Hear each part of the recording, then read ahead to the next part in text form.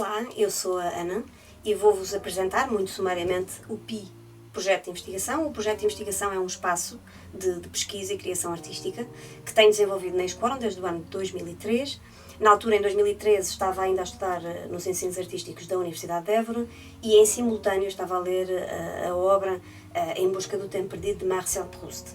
Ora, esta obra foi muito inspiradora para a concepção do PI e, de certa forma, a percepção literária e filosófica até que o Proust propõe sobre o tempo está mesmo no cerne da origem do projeto de investigação, essencialmente a partir de duas grandes ideias que nós retivemos da obra. A primeira é a ideia de que o tempo perdido, o tempo que nós julgamos que está perdido, que estamos a perder, não é necessariamente infrutífero, não é necessariamente improdutivo. E a segunda ideia que que nós retivemos essencialmente do Proust é a ideia de que o tempo perdido, o tempo passado, também não está necessariamente perdido para sempre, não é irrecuperável, porque ele mostra-nos que a memória, tanto voluntária como involuntária, são capazes de recuperar o tempo que já vivemos.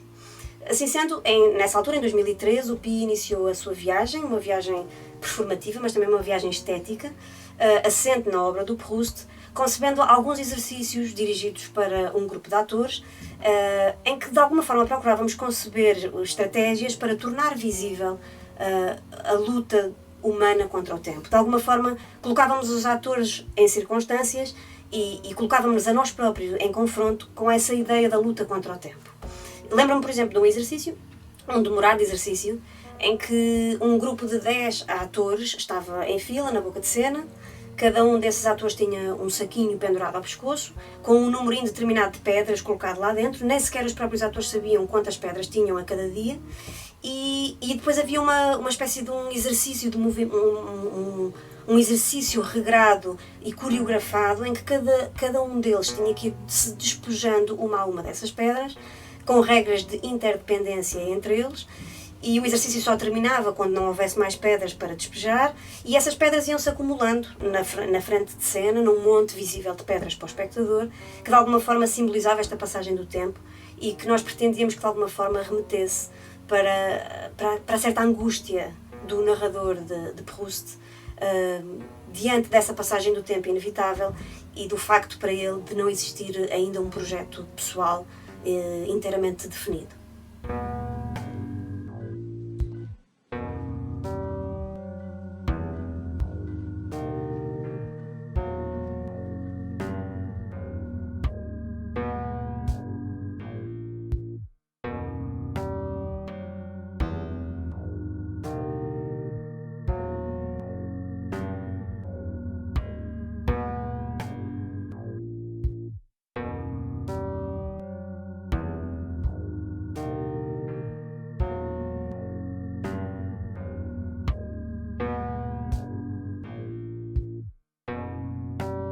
Mais ou menos entre os anos de 2004 e 2009, fomos desenvolvendo no PI o conceito, a ideia de dimensão poética da espera no trabalho do ator. Na altura eu estava a fazer um mestrado em Filosofia na Universidade Nova de Lisboa e fui desenvolvendo em simultâneo no mestrado e com o trabalho do projeto de investigação duas ideias fundamentais a partir do conceito de espera, concretamente a partir do trabalho do ator ou para o trabalho do ator. Por um lado, os exercícios que íamos concebendo, inspirados pelo Proust e assentes nas percepções de tempo e por aí fora que fomos tentando experimentar, esses exercícios mostravam-nos que só através da espera, do tempo, da paciência, da repetição, conseguimos atingir no trabalho do ator os estados energéticos que para nós eram interessantes, eram desejáveis. Nós, na altura, por exemplo, queríamos desenvolver exercícios com atores que permitissem ao ator atingir o que nós chamávamos um estado mínimo de movimento visível, ou seja, para fora, embora ele estivesse a fazer um exercício, para fora nada era visível do exercício que ele estava a fazer, ou então, por oposição, procurar atingir um estado máximo em que o ator repetia exaustivamente, intensivamente, cada vez mais rapidamente, a mesma ação, o mesmo fragmento de movimento. E enquanto explorávamos este mínimo e este máximo, fomos ao mesmo tempo tomando consciência, reconhecendo, confrontando-nos a nós próprios com aquilo que íamos fazendo, que havia um conceito que estava lá implícito e que se estava a impor e que era importante olhar e pensar para ele, que era precisamente a ideia de que A espera, enquanto exercício performativo,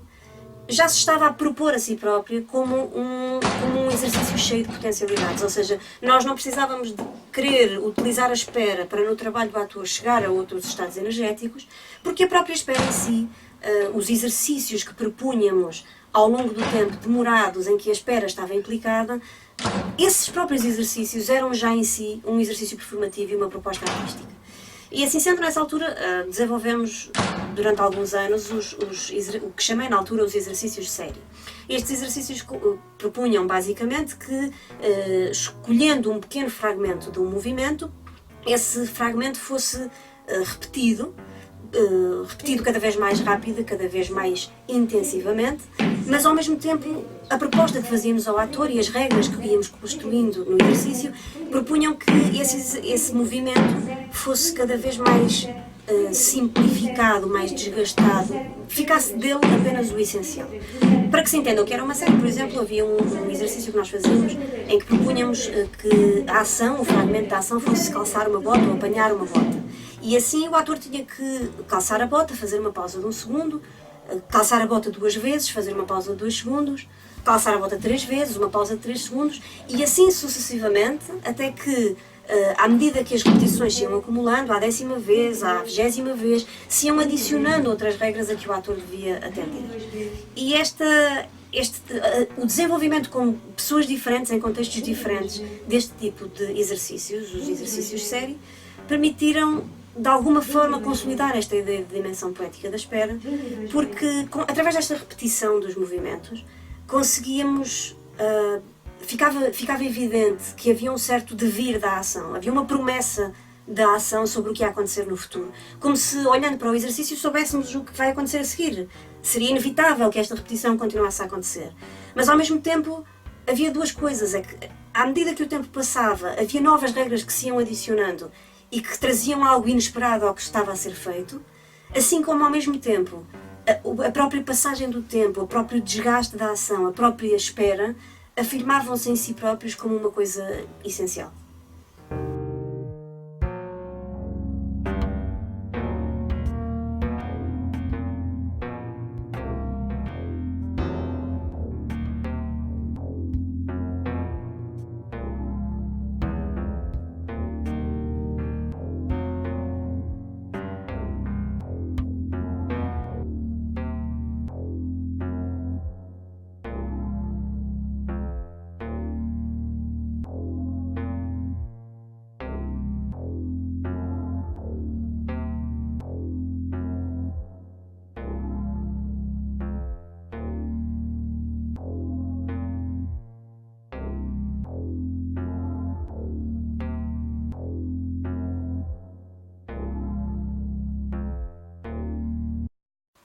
Entre 2008 e 2010, com a Bolsa Jovens Criadores do Centro Nacional de Cultura e do IPDJ, tive a oportunidade de, em Cracóvia, estudar um pouco melhor, conhecer um pouco melhor, pesquisar um pouco melhor o universo do artista polaco Tadeusz Kantor.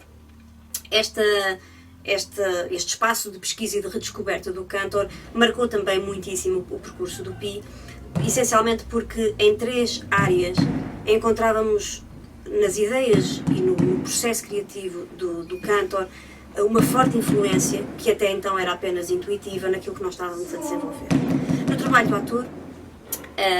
o Kantor tinha-nos trazido uma série de conceitos a partir dos seus objetos, dos objetos pobres utilizados, da apologia que ele fazia desses objetos enquanto objetos cheios de potencialidades para o trabalho performativo, também das suas embalagens, do manifesto que ele redige, em que escreve que os seus manequins deviam servir de modelo para o trabalho do ator. Encontrávamos aqui, de facto, uma forte e importante influência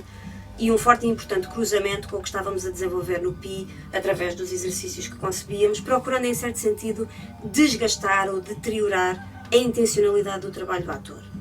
E, se de alguma forma encontrávamos a realidade de baixo grau que o Kantor propunha,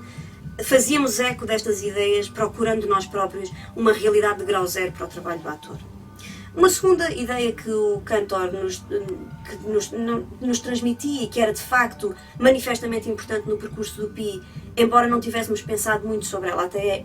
esta altura, tinha a ver com a ideia de direção artística. E a direção artística para nós sempre tinha estado presente, fazia parte não apenas do processo criativo, mas afirmava-se como um elemento e uma parte importante também do objeto artístico que concebíamos. E portanto, este espaço de fronteira que o Cantor tinha inaugurado, do diretor artístico como um elemento que pertence e que ao mesmo tempo constitui um elemento privilegiado de fronteira entre o espaço da plateia e o espaço de cena, era também de facto uma ideia a reter para nós do universo do Cantor. E em terceiro e último, a ideia de que ao espectador lançávamos um desafio, o desafio de criar e recriar aquilo que lhe dávamos a ver, sempre necessariamente através da implicação de um processo de memória. Nós inicialmente não chamávamos espectadores, chamávamos observadores às pessoas que convidávamos a vir assistir ao nosso observatório de movimentos. E, portanto, esses observadores podiam ver exercícios em que, como já explicámos, punhamos o ator em repetição e em devir da ação, provocando um devir da ação, em que, no fundo, queríamos convidar também o espectador a revisitar mais tarde aquele universo que lhe estávamos a mostrar. Lembro-me, por exemplo, de um espetáculo que desenvolvemos em 2015, a Ampulheta, em que afirmávamos mesmo isso no subtítulo, em que convidávamos quem nos viesse visitar a entrar, ver um pouco do que se passava, sair, dar algum tempo e mais tarde voltar. Como se lhe propuséssemos precisamente o exercício de dar algum tempo e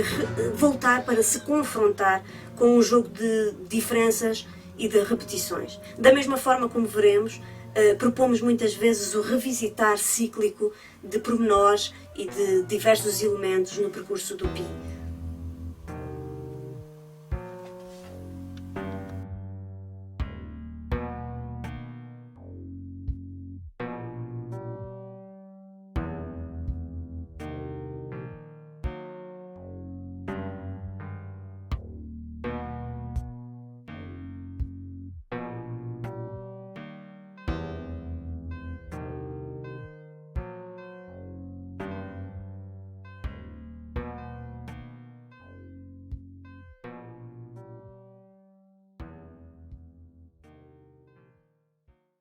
Assim, o Pi define-se atualmente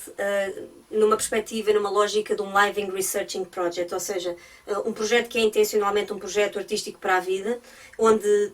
todas as suas etapas, a concepção, a criação, a recepção artística, se concebem e se prevêem intencionalmente demoradas, remetendo um bocado para aquela experiência, a experiência mais longa desenvolvida em laboratório, em que um betume colocado dentro de um funil faz com que aguardemos há 90 anos que as suas gotas de betume vão caindo lentamente, quase década a década. Portanto, esta ideia de um projeto artístico que se concebe a si próprio intencionalmente assim, no desgaste do tempo e demoradamente, onde os exercícios, as pessoas e as